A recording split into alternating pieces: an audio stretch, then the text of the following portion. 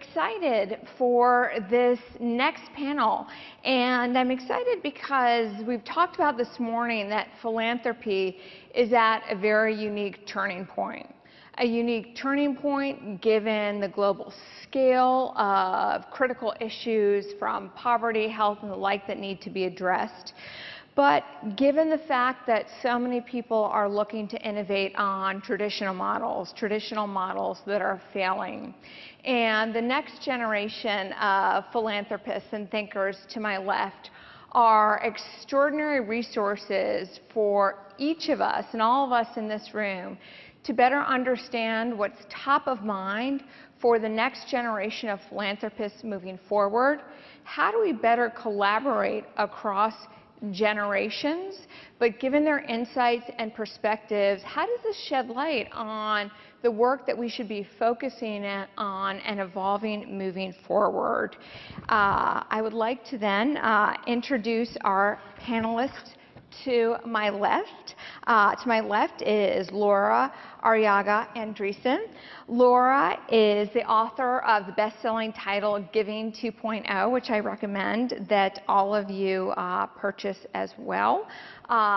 She has created a Stanford think tank dedicated to bringing together academics, philanthropists, and the like, and formalizing the education of philanthropy. She also started SV2, which you'll talk about in a little bit. This is an extraordinary venture. And she also works on a number of nonprofit boards and heads a handful of philanthropies. To my left is Katherine Lorenz. Katherine is just finishing her first year as president of the Cynthia and George Mitchell Foundation, a foundation established by her grandparents. She's the third generation to take that on. A daunting task, but someone who couldn't be better prepared given her extraordinary career in the nonprofit sector. People always talk about Katherine despite her young age. She's had a career in philanthropy that far exceeds most of us in the room. She founded an organization in Mexico working hands-on for many, many years. And she works in the field of donor education and strategic philanthropy, as well as serving on a number of boards. To her left, we have John Kluge Jr., who's the co-founder and managing partner of Arriaga. Did I get it? Did I pronounce it right? I get a thumbs up from John. That's good. Plus 10 points. Thank you. In this role, he's building for-purpose ventures taking on billion-person-plus problems, including sanitation, aging, conflict, and education.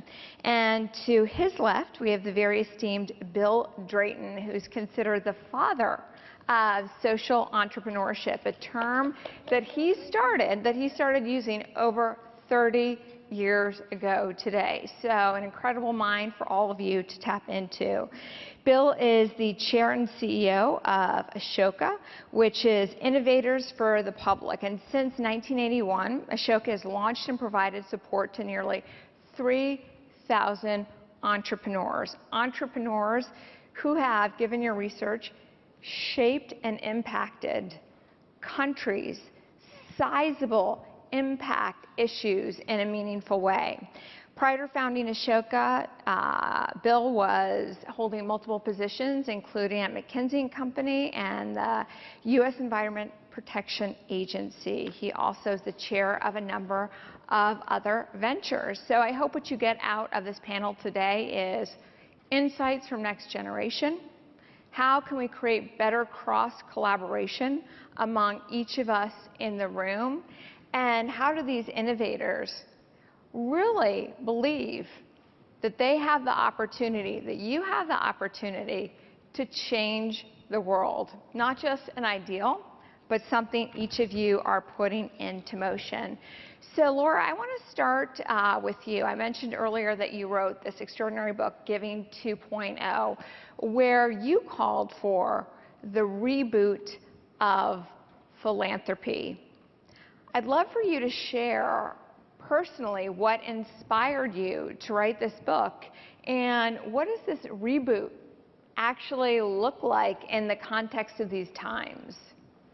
Absolutely. I have dedicated my life to a philanthropic path that is actually based on a market approach to meeting the needs of philanthropists.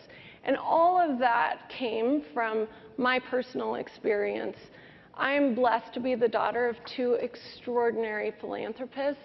I lost my late mother when I was 25 years old, and through that experience, I made a commitment to myself, to her, and to God that I would dedicate my life to living one of service.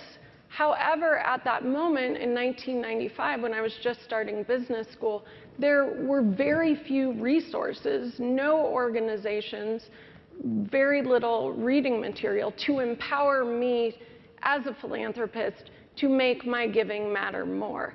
And so over the course of my career in building organizations and